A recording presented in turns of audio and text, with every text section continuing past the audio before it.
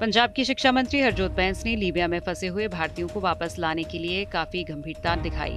उनकी तरफ से सोशल मीडिया पर कई यत्न किए जा रहे हैं और लीबिया में फंसे हुए भारतीयों की हालत के बारे में जानकारी भी दी जा रही है। मंत्री बैंस ने बताया कि लीबिया में फंसे हुए सारे 12 भारतीयों के परिवारों को भरोसा दिया गया है। वो भारतीय दूतावास और धोखाधड़ी के पीड़ितों के साथ लगातार संपर्क कर रहे हैं। बैंस ने बताया कि वो विदेश मंत्रालय के संपर्क में भी हैं। भारतीय दूतावास ने 12 भारतीयों के साथ संपर्क किया है। इन 12 भारतीयों में से 7 जिला रूपनगर के हैं और 4 गांव लंगमाजरी के, एक आमपुर का, एक मोगा का, एक कपूरथला और एक हिमाचल प्रदेश के साथ साथ एक बिहार का नागरिक है। ਤੁਸੀਂ ਸਭ ਜਾਣਦੇ ਹੋ, ਕੱਲ ਮੈਂ ਟਵੀਟ ਵੀ ਕੀਤਾ ਸੀ, 12 ਭਾਰਤੀਏ ਲੀਬੀਆ ਵਿੱਚ ਫਸੇ ਹੋਏ ਨੇ, ਜੋ ਕਿਸੇ ਏਜੰਟ ਦੇ ਧੋਖੇਧੜੀ ਕਰਕੇ ਉਹਨਾਂ ਨੂੰ ਇਹ ਲਾਰਾ ਲਾਇਆ ਗਿਆ ਸੀ ਕਿ ਝੂਠੇ ਵਾਅਦੇ ਕੀਤੇ ਗਏ ਸੀ ਕਿ ਅਸੀਂ ਦੁਬਈ ਲੈ ਕੇ ਜਾਵਾਂਗੇ ਤੇ ਉਸ ਤੋਂ ਬਾਅਦ ਦੁਬਈ ਤੋਂ ਉਹਨਾਂ ਨੂੰ ਲੀਬੀਆ ਲੈ ਕੇ ਗਏ। ਦਸੰਬਰ ਤੋਂ ਲੈ ਕੇ 3 ਅਲੱਗ-ਅਲੱਗ ਬੈਚਾਂ ਚੋਂ ਨੌਜਵਾਨ ਸੀ।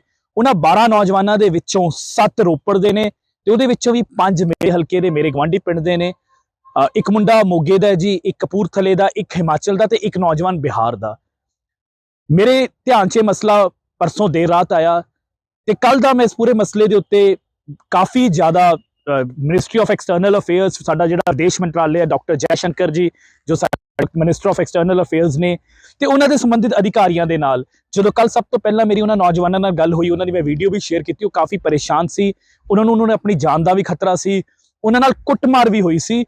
ਪਰ ਉਸ ਤੋਂ ਬਾਅਦ ਅਸੀਂ ਜਦੋਂ ਦਾ ਕੱਲ ਦਾ ਟੇਕ ਆਫ ਕੀਤਾ ਤਾਂ ਜਿਹੜੇ IFS ਆਫੀਸਰ, ਸੰਬੰਧਿਤ ਅਧਿਕਾਰੀ ਨੇ ਹਿੰਦੁਸਤਾਨ 'ਚ ਜੋ ਬੈਠ ਕੇ ਲੀਬੀਆ ਮੁਲਕ ਨੂੰ ਡੀਲ ਕਰਦੇ ਨੇ ਤੇ ਉੱਥੇ ਦੀ ਐਮਬੈਸੀ ਦੇ ਨਾਲ ਮੇਰਾ ਕੱਲ ਦਾ ਸੰਪਰਕ ਸੀ। ਤੇ ਹੁਣ ਇਹਦੇ ਉੱਤੇ ਇੱਕ ਤਾਜ਼ਾ ਅਪਡੇਟ ਇਹ ਹੈ ਜੋ ਬਹੁਤ ਹੀ ਮੇਰੇ ਮਨ ਨੂੰ ਵੀ ਸਕੂਨ ਹੈ ਤੇ ਉਹਨਾਂ ਸਾਰੇ ਪਰਿਵਾਰਾਂ ਨੂੰ ਬੜੀ ਸ਼ਾਂਤੀ ਮਿਲੂਗੀ ਕਿ ਉਸ 12 ਦੇ 12 ਨੌਜਵਾਨਾਂ ਦਾ ਜਿਹੜਾ ਸੰਪਰਕ ਹੈ ਉਹ ਭਾਰਤੀ ਐਮਬੈਸੀ ਦੇ ਨਾਲ ਹੋ ਚੁੱਕਿਆ। ਸਾਡੇ ਐਮਬੈਸੀ ਦੇ ਆਫੀਸਰਸ ਜਾ ਕੇ ਉਹਨਾਂ ਨੂੰ ਮਿਲ ਕੇ ਆਇਆ, ਉਹਨਾਂ ਨੂੰ ਗੱਲ ਕਰਕੇ ਆਇਆ।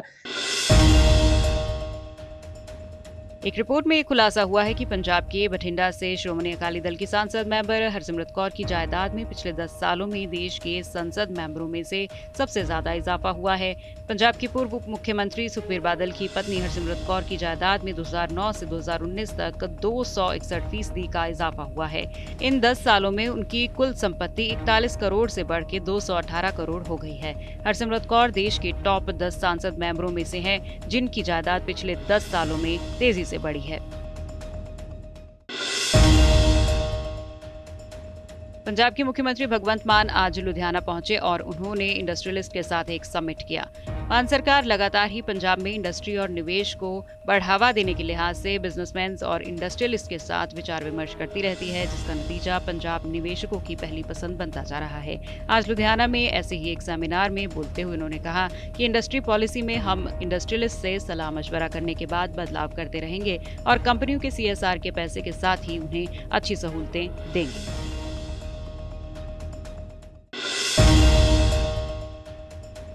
कांग्रेस सांसद राहुल गांधी ने अडानी के मुद्दे पर केंद्र सरकार पर तंज कसा है। राहुल ने कहा कि वो चाहते हैं कि संसद में अडानी के मुद्दे पर चर्चा हो, लेकिन सब जानते हैं कि ये सरकार चर्चा नहीं कराएगी। वहीं उन्होंने कहा कि मैं 2 साल से कह रहा हूं कि जांच होगी तो दूध का दूध और पानी का पानी हो जाएगा। काफी सालों से मैं बोल रहा हूं सरकार के बारे में कि हम दो हमारे दो। सरकार नहीं चाहती और सरकार डरी हुई है कि पार्लियामेंट में अदानी जी के बारे में डिस्कशन हो जाए, मगर सरकार को डिस्कशन अलाउ करना चाहिए। आप देखना, पूरी कोशिश होगी और ये सरकार नहीं, मोदी जी पूरी कोशिश करेंगे कि पार्लियामेंट में अदानी जी का डिस्कशन ना हो जाए। उसका कारण है, कारण आप जानते हैं, तो पूरी कोशिश होगी कि अदानी जी पे डिस्कशन ना हो। मैं अब 2-3 साल से ये मुद्दा उठा रहा हूं और मैं चाहता हूं कि इस पे डिस्कशन हो और दूध का दूध, पानी का पानी हो जाए। जो लाखों करोड़ रुपए का भ्रष्टाचार हुआ है, जो हिंदुस्तान का इंफ्रास्ट्रक्चर कैप्चर किया गया है, उसके बारे में डिस्कशन हो और अदानी जी के पीछे कौन सी शक्ति है वो भी देश को पता लग जाए। राजरानी मामले को लेकर देश भर में कांग्रेस ने प्रदर्शन किया। जेपीसी की मांगों को लेकर संसद से लेकर सड़क तक कांग्रेसी नेताओं और कार्यकर्ताओं ने विरोध प्रदर्शन किया। जम्मू में भी कांग्रेस के अध्यक्ष विकर रसूल के नेतृत्व में जारी विरोध प्रदर्शन में रसूल ने कहा कि पीएम मोदी के दौर में गरीब और ज्यादा गरीब हो गया है। कांग्रेस की तरफ से जोरदार विरोध प्रदर्शन किया जा रहा है। सरकार के खिलाफ विपक्ष ये मांग कर रही है कि सरकार जेपीसी लाए और यहाँ पर आप देखिए कि जम्मू के अंदर किस तरीके से लगातार विरोध प्रदर्शन जो है वो यहाँ पर किया जा रहा है। यहाँ पर कांग्रेस के अध्यक्ष के साथ साथ यहाँ पर जो पार्टी के वरिष्ठ नेता हैं वो यहाँ पर विरोध प्रदर्शन कर रहे हैं। इनकी मांग है कि जो जेपीसी रिपोर्ट जो जेपीसी है उसका गठन यहाँ पर किया जाए। तो लगातार यहाँ पर जो जोरदार प्रदर्शन है वो किया जा रहा है। सर क्या कहेंगे जिस तरीके से जेपीसी की मांग कर रहे हैं आप? देखो ये पूरे मुल्क में डिमांड है हमारी, क्योंकि मोदी ने अपने 8-9 साल में गरीब को गरीब किया, तबाह बर्बाद किया और अमीर को बनाता गया। जो अडानी 650 में नंबर पे 2014 में था, उसको दुनिया का दूसरा नंबर अमीर बनाया गया मोदी जी ने। सारे रेलवे उसको बेच दिए, एयरपोर्ट उसको बेच दिए, जितनी कान थी कोल की वो भी उसको बेच दी, पावर हाउसेस उसको दे दिए, ट्रेनें उसको दे दी, रेलवे स्टेशन उसको दे दिए, हर चीज उसको बेच दिया।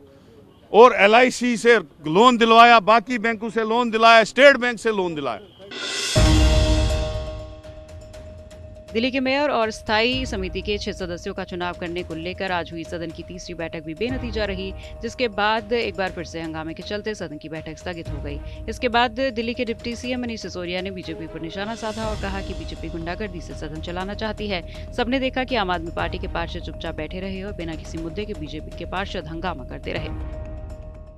आज दिल्ली नगर निगम में मेयर के चुनाव में भारतीय जनता पार्टी ने जो गंदा और घिनौना खेल खेला है, उससे एक बार फिर से ये बात साबित हो गई है कि भारतीय जनता पार्टी ना तो संविधान को मानती है, ना कानून को, ना किसी नियम कायदे को, ना लोकतंत्र को, केवल और केवल गुंडागिरी को मानती है। भारतीय जनता पार्टी गुंडागिरी से सदन चलाना चाहती है। भारतीय जनता पार्टी गुंडागिरी से MCD को चलाना चाहती है। दिल्ली का मेयर नहीं चुने जाने के बाद आम आदमी पार्टी ने बीजेपी पर ताबड़तोड़ हमले किए। राज्यसभा सांसद संजय सिंह ने प्रेस वार्ता करके कहा कि बीजेपी ने खतरनाक चलन शुरू कर दिया है। दिल्ली की जनता ने बीजेपी के खिलाफ जनादेश दिया, उसके बाद भी LG के जरिए बेईमानी की जा रही है। आगे उन्होंने सवाल करते हुए पूछा कि लोकसभा चुनाव हार जाओगे तो PM नहीं बनने दोगे? देखिए, सारी कोशिश इसलिए की जा रही है कि लूट का माल जो 15 साल में इकट्ठा किए हुए हैं वो कैसे बचा रहे। बस लूट के माल का खेल है। ये बेईमानी से मुक्त नहीं हो पा रहे हैं, उसको बचाए रखना चाहते हैं। 15 साल MCD को इन लोगों ने लूटा। अब इतना बड़ा मैंडेट दिल्ली की जनता ने दिया, इनको हराया। 15 साल के कुशासन को, कूड़ा जो था इनका, उसको झाड़ू से साफ किया और अब ये चुनाव नहीं होने। ये खतरनाक परंपरा शुरू हो गई है। ये खतरनाक परंपरा शुरू हो गई है। देखिए, आज दिल्ली की 2 करोड़ आबादी ने MCD में अपना जनादेश दिया है। दिल्ली के MCD से छोटी देश की बहुत सारी विधानसभाएं हैं। जम्मू कश्मीर में हो रही बुलडोजर की कार्रवाई को लेकर नेशनल कॉन्फ्रेंस नेता उमर अब्दुल्ला ने प्रेस कॉन्फ्रेंस कर सरकार पर निशाना साधा। घाटी में हो रही बुलडोजर की कार्रवाई पर अब्दुल्ला ने कहा कि कोई लिस्ट सही हो तो वो पब्लिक डोमेन में क्यों नहीं है। कहीं पर नोटिस नहीं दिए जा रहे, कागज भी नहीं देखे जा रहे। इस दौरान उन्होंने कहा कि सरकार से अपील है कि परेशान और डराने की मुहिम है उसे रोक दिया जाए और अगर कोई ऐसी लिस्ट है जिसमें लोगों के नाम है तो उन्हें दीजिए और लोगों को समय दीजिए ताकि उनके पास कागज हैं तो वो दिखा सके। सर्दी का मौसम मैदानी इलाकों से भले ही अपनी विदाई की तैयारी कर चुका हो, लेकिन पहाड़ी इलाकों में मौसम की बदलती हुई करवटें वहां की ठिठुरन बढ़ा दी है। हिमाचल प्रदेश के हिल स्टेशन मनाली और आसपास के क्षेत्रों में बर्फबारी का दौर जारी है। घाटी में मौसम के बदलते मिजाज से तापमान में गिरावट आई है। खराब मौसम को देखते हुए प्रशासन ने अलर्ट जारी किया है। घाटी में हो रही ये बर्फबारी मनाली के पर्यटन, कारोबार और फसलों के लिए फायदेमंद मानी जा रही है।